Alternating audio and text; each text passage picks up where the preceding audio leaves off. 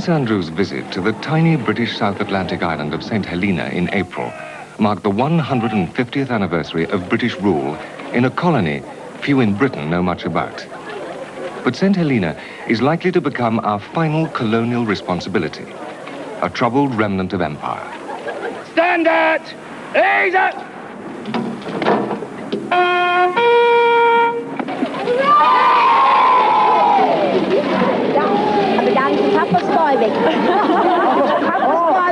You, I saw. Coming down the ladder.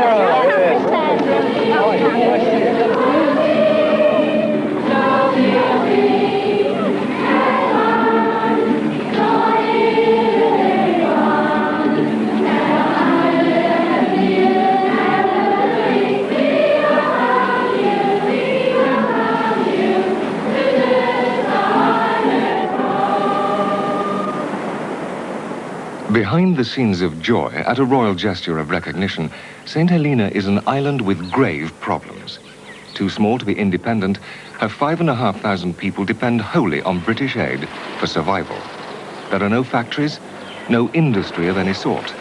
90% of the islanders who do work are employed by the colonial government mainly on time-filling projects at a weekly wage decided by Britain. St. Helena, famous as Napoleon's final prison after his defeat at Waterloo, is now a prison for her own people. Tightened British immigration laws mean they cannot leave their impoverished island for a better life in Britain. The islanders depend on us completely, but they fear this country has lost the will to honor our responsibilities to them. St. Helena and her tiny dependency of Ascension Island are isolated in the vastness of the South Atlantic Ocean, 5,000 miles from Britain. The island was originally uninhabited, but Britain put settlers of many races there to service the sailing ships on the trade routes of an empire which washed past their shores and receded, leaving them with no place and no purpose in a modern world. St. Helena felt a flickering of world importance again during the Falklands War of 1982, when Ascension Island was vital in our recapture of the Falklands. St. Helenians volunteered for that war, and the islanders are now discovering that their isolated mid-ocean position can have new strategic significance in the 20th century. Today we celebrate your 150th anniversary of the island becoming a crown colony. And on this occasion, I bring you congratulations from Her Majesty and other members of my family who have expressed to me their fond memories of St. Helena. Britain don't have any time for us as far as I can see. Like, for instance, if we want to go to England, we only can go there for 3 months, 6 months. And if we don't come back in that time, we get sent back. We can't go there to live or start a new life there with the family, because we're not allowed to. I do have a British passport. Yeah, but it's no use to us. My opinion of that passport is that I buy it to live on my own island, St. Helena.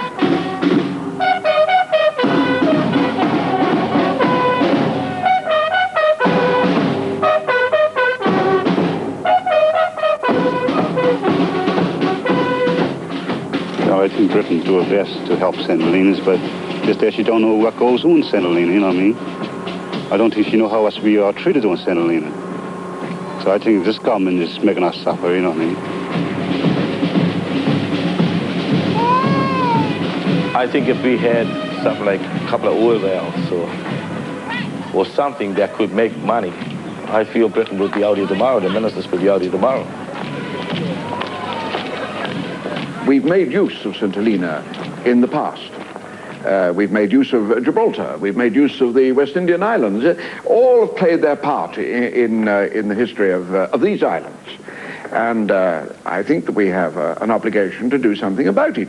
All that has been happening has been the sending out of missions, of a series of experts, very expensively paid experts. But what is needed is the injection of private enterprise and the hope that the young can find some outlet for their energies and their skills outside St. Helena. The islander's new bitterness is full of puzzlement as well as anger. They have always been told they are as we are.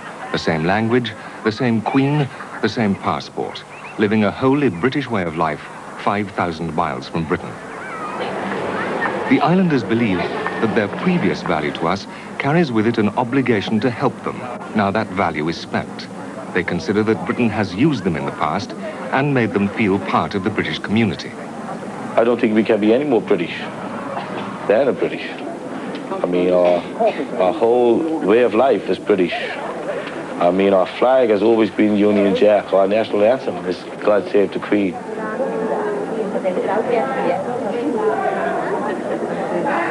Oh, we can't be anything else but British. We have to go by the British laws and abide by the rules. And we come under British government. So we can't be anything else but British. It's just that we don't have the white skin like you people have. But we're still British citizens, whichever way you look at it. The island is governed by a British diplomat, John Massingham, a former BBC producer. Governor Massingham is the Queen's representative to her 5,500 subjects on the island.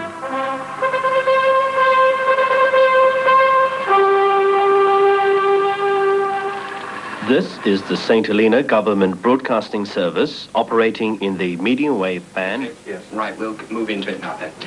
Now, Paganini was himself a violinist, probably the greatest and certainly the most extraordinary of all time. Paganini was Governor Massingham appears to be supported by the trappings of a bygone age of British power. But Britain's rule is real. From the capital, Jamestown, the governor has great influence over the lives of the saints. Well, let's hear a sample of the sort of music that he wrote and played. Here, to end the program, is Ishak Pellman playing Caprice No. 1 by Paganini. Oh, yes, I've called my next program, Music Goes to War. The islanders' British organized education system may help them to enjoy his broadcasts, but it gives them expectations that cannot be fulfilled on the island. What are you going to do this afternoon? We got to English. English? That's good. We're getting some good English results at O-level. You're going to do O-level English when you get to the secondary school? Yeah, I hope so. There's a feeling of great sorrow, not anger. The saints are gentle people, well-mannered, courteous.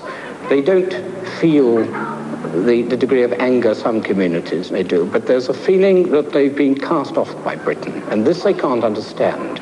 And they've seen the Falkland Island people get entry into Britain and Gibraltarians. And this island lies equidistant between them, and they feel they ought to have the right of entry.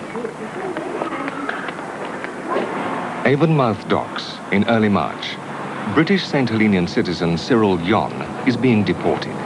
He has breached the terms of his work permit. They told me I overstayed. I said, no, I'm not overstayed. I said, this is the answer I got fighting all my appeals. So they searched me and everything, and they locked me in Peckham Police Station for about half an hour. And then they told me to go to Blackfriars, to Ice's house, to see the immigration bloke. I went to see him, and then I got in touch with the Legal Advisory Service. Before 1979, 500 people from our remaining colonies could come here every year, and work permits were relatively easy to obtain. Now, only 200 can come, and the regulations on permits have been quietly but effectively tightened. Cyril Yon had a good job in Britain. His brother and sister live here, and he was no burden on the state. He goes back to nothing on St. Helena. Our people went to the Falklands to fight for you. They took our boat to fight for the Falklands. We were good enough for that. And rejected us afterwards, you know? They shouldn't import us anywhere. Well, bad and angry decision of immigration that he's have to leave the country in this way. I also hope that by he going back, that the St. Helena government will get off their backsides and probably do something about it. Because they're all a bunch of parasites out there. They don't do a damn thing for anyone. We're not overstaying. We have a right to be here. You can always apply to stay here. Yeah, we did. We rejected. It is disgraceful that Britain should condemn any of her citizens to live of necessity by law on a rock 10 miles by 6, 1,200 miles from the African coast. I just think it is a moral obligation on this country to make those people patriots.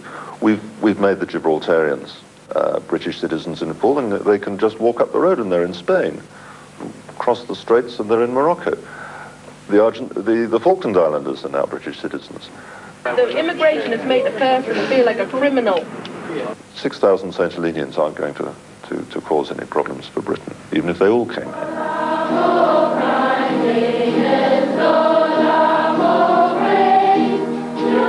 But with little hope of ever seeing Britain, St. Helenians go on taking the British GCE syllabus in their schools, and they loyally drive their old British cars to the parish church on Sunday.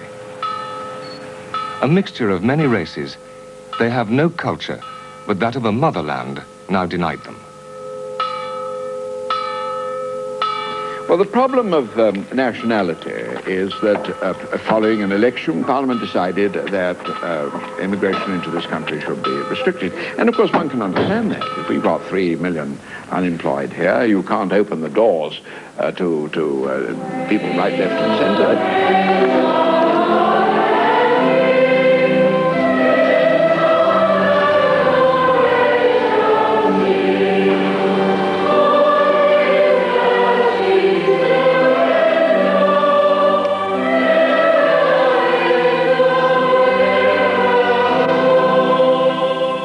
Care for St. Helena has now been moved further from the mainstream of our international affairs. Until February of this year, it was directly the responsibility of the Foreign and Commonwealth Office. Now it is administered by the Overseas Development Department, a government ministry responsible for foreign aid. The reality that we had to face was this. We have a certain number of dependent territories in the world today. It's the post-colonial world, but we have still certain colonies or dependent territories, and they include Hong Kong and Gibraltar, St. Helena, Bermuda, the Falkland Islands, and one or two others. Now, the question was whether it was possible to say that to all the people who live in these dependent territories or colonies, you have the free right to come in to the United Kingdom and live here. And we felt that as a matter of reality, it was not possible to do this. This, as I say, was a decision that was taken quite a long time ago, and the British Nationality Act, if you like, confirms that decision. And it would be very difficult to say that St. Helenas should be treated, for instance, on a different basis to the citizens of Hong Kong. There is clearly an immigration problem which would then arise if we were to say that all the citizens of Hong Kong and so on could have free access into this country. This is the problem we had to face. Well, I would have thought that something ought to be done, if only because there is no other solution for St. Helena than integration with Britain. In the case of Hong Kong, the bulk of the Chinese population there will revert to Mother China in due course. Those who don't fit in will be able to go to Taiwan or Singapore or to the United States and so on. That is a Chinese problem. But in the case of St. Helena, where do these people go? And what is a peaceful colony today might well be a frustrated and bitter colony tomorrow, unless something is done to provide these people with an outlet for their energies and for their modest aspirations.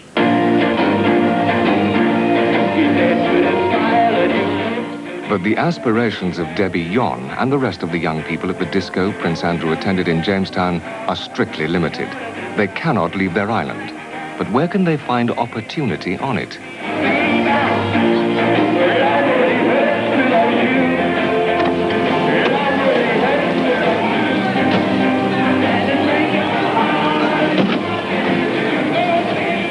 The musical pageant performed in the Prince's honor was a curious celebration. St. Helena's young musicians acted out the story of the island's one important industry, the preparation of New Zealand flax. But the flax business died 20 years ago.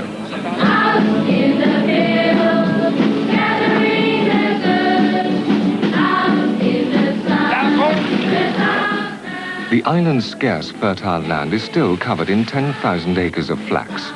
Most of the string in British post offices was once made from flax grown and processed in St. Helena. The industry was killed in the early 60s when the post office made the sensible commercial decision to go over to synthetic string. Sensible for Britain, that is. St. Helena lost her only industry and her only export. The island slopes remained carpeted in a useless crop. only now being slowly and painfully cleared.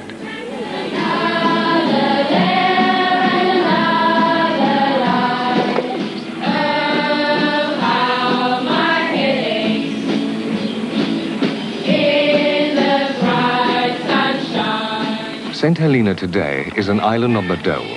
Britain pays just under £7 million a year, the cost of under 2 miles of motorway, to keep the population from destitution.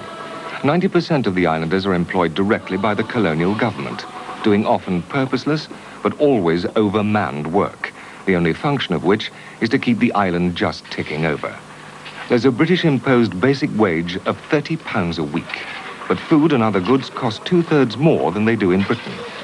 Total British civil and military support to the 1,800 Falkland Islanders is now running at £750 million a year.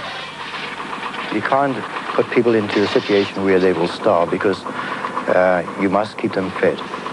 If you take them off the job, you have to put them on a dole. Now, a dole is a very bad thing for people in St. Helena, in a small community like this. We would prefer to see people working and getting smaller wages for doing something rather than to be sitting at home and receiving wages on the dole. Whichever way you do it, you still have to pay the people because you still have to keep them going. If you don't pay them out on jobs, you have to pay them through the social welfare. Okay. And I think it's a better of the two evils to have people employed.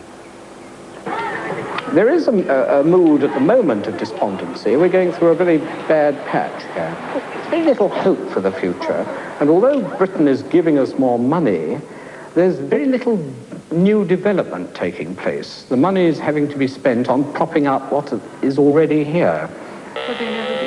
John Musk, a settler from Britain, is a member of the island's Legislative Council and a strong critic of the way British aid is spent. I think St. Helena is in a worse position than she was 10 years ago, simply because 10 years ago we had a development program. The result of that development program was development of agriculture to a certain point, development of fisheries to a certain point, development of the infrastructure of the island to a certain point. But now we're reaching a stage where more money should be put in to make this development program work. And now the money has dried up. There is no money. The civil service term for what Britain gives St. Helena is budgetary aid, money to enable essential services to be kept going. I mean, I accept that the economy of the place is a very difficult one, and that is exactly why we have to provide budgetary aid. If we withdrew the budgetary aid, it would make life very difficult indeed. So it seems to me that we are carrying out a sensible policy in difficult circumstances. One can't wave magic wands in this world. I mean, there are reasons why things cost a lot in very remote places. That's inevitable, really. But what I would say is that we are doing our best through this combination of budgetary aid, the very important subsidy to the shipping service, which after all everybody knows is the lifeline to the place, and also our development and technical cooperation work. But even with that help, life on St. Helena is close to the breadline. Reggie Johnson earns the standard wage of £30 a week. His family need £23 of that for basic food. Precious pounds are spent putting the Johnsons' 2 unemployed daughters through British examinations. Many things that you would like to have, but then the money won't cover it. Well, in one way, it is a good thing that, we work a garden, that you get a bit of vegetable to help, because otherwise I couldn't afford to buy, say, tin peas or anything like that. Then at times, we get a few pennies, I would call it, from flowers. Or it might be a bit of vegetable to sell from the garden, like that. And I like to have a beer every week or every other day if I could afford it, but just can't get one a week sometimes. All I get out of my week's pay is just a pack of tobacco and 2 packets of papers, and I got to make that loss, I'll come around again. Then that's my share of my pay, right? I think their life's going to be a very hard time to come, I think. That's my feeling, if the government don't do nothing about it, you know what I mean? In children, we occasionally see very severe nutritional anemias. On occasions, we have to admit small children for top-up blood transfusions. The anemia is that severe. and we don't find a cause for it. So our assumption is that it is purely nutritional, and they do very well afterwards when we leave them on vitamin and iron supplements. We do give our dependent territories aid which on a per capita basis is incomparably better than that which we provide to other countries with very high levels of need. I believe we do this already. As I said at the beginning, we have a responsibility to promote the well-being of the inhabitants, and that's what we're trying to fulfill. There are the economic difficulties, which we all know about, but it really is quite evident that the amount of help that we provide for St. Helena, as one of our dependent territories, is very much greater in relation to the size of the population than we provide to any of the Commonwealth countries that are not our dependencies. Look at the front. Well, you see a lot of cheerful faces as visitors to the island. People dress well, they look happy. But I think behind most of these happy faces, there is some discontent, unhappiness because of the cost of living, raising cost of living here on the island. And they're feeling the brunt of the burden, although they don't usually show it. But I do know, being an islander myself, how most of these people are living. The emotional bond between St. Helena and Britain may seem as strong as ever, but it has become an uneasy union, and the problems of the island could develop into more than a minor irritation for us. What is needed is for the case to be deployed, for people to be made aware, for the decision makers here to know that amid all the great issues of world affairs and so on, there is this nagging little problem which could suddenly become, like Grenada for example, could suddenly become a nuisance, an embarrassment, a difficulty. And it could all have been avoided. And in all things lawful, and in all things lawful, to obey, to obey, till death us do part. till death us do part.